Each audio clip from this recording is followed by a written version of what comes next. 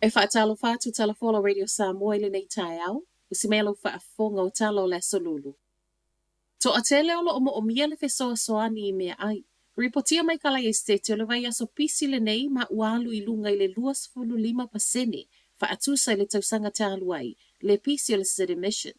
Ono le pisi tele wa le whaatau nui nai foi. Ma le tau maftanga o le kirisimasi ma sani o na whaia I tausanga te itasi, ai avele whaamua mua I foot parcels.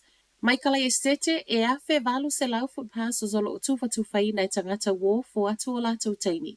E ngā lulue fua I mole community. Ma o nei pusa mea aiele ngata o mea aitu apa, a ano manufasi, mea ai mole whanau, ai whaapea ai foi ma mea whai mea ai. Tu mai a au kilani, o le vainga lava foi le e tasi le tu atele o lo whaatalo sangaina, le fe soa soami pusa mea ai. I au nanga le city mission, wo lato o mole mawina le tu atele o lo o mia le fe soa soani, ona o le tau ngata o le soifuanga, a to ai ma a fianga I tupe maua, ona o le koviti. 2.1 miliona wa whaelo mai le minister wa onga Chris Hipkins o le atu ina mai e whaale lei ai to tōngi o ave pasi o lo o whioa I inu Itua.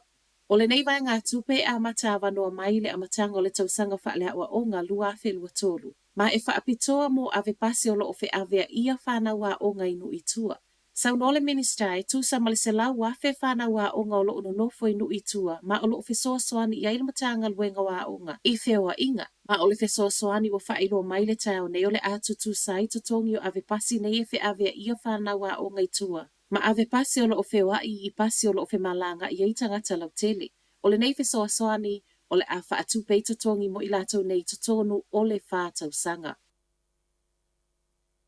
E soli e tuunga o lo toe whaasalai I lato o lo tipoti mai au setalia I lalo le 5 o tasi. Le tū la fono o aia ta taua tangata New Zealand.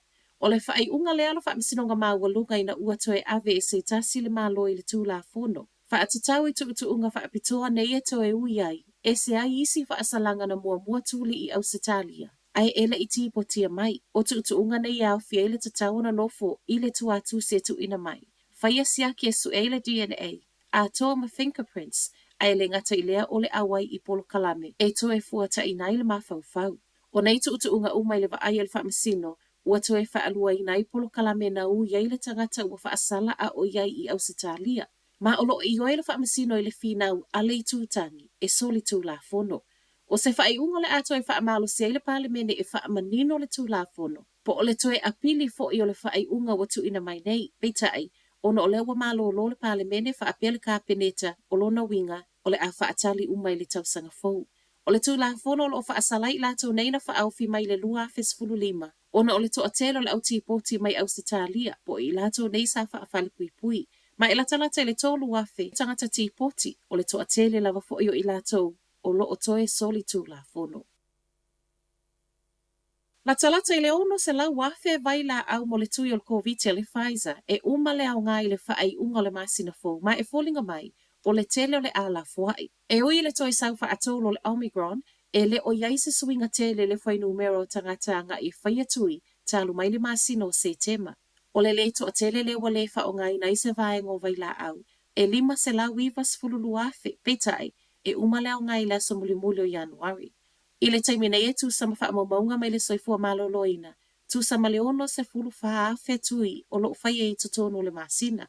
Ai ono le manunga o le soifua maloloina, o lo iei le avanoa e wha asawina mai ai ma o le wai e wha atalo sangai le Pfizer. I se avanoa e toe wha o popo ai aso e au ngai, o se talo sanga, o le ai lo ilo le MedSafe, wha a maoninga e lango ai.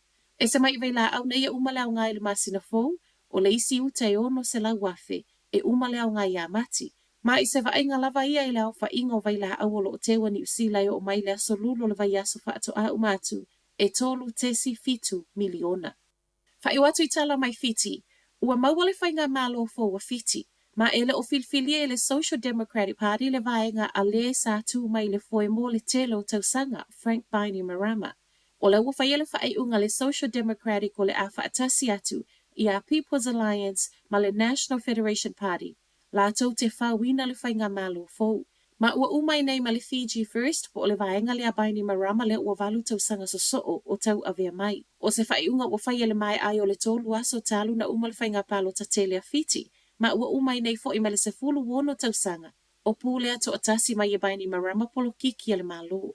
Ai le vao pati e tolu wo mai atasi, ewi o Leana King Maker le taita I le Social Democratic, o Seti Veni Rabuka o le People's Alliance le o le apale mia, ma o le a filfilia le le wa I feilua inga ale pale mene I le so.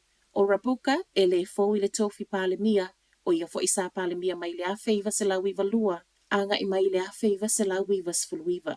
Tala nao le nei tae au, manuia le aso.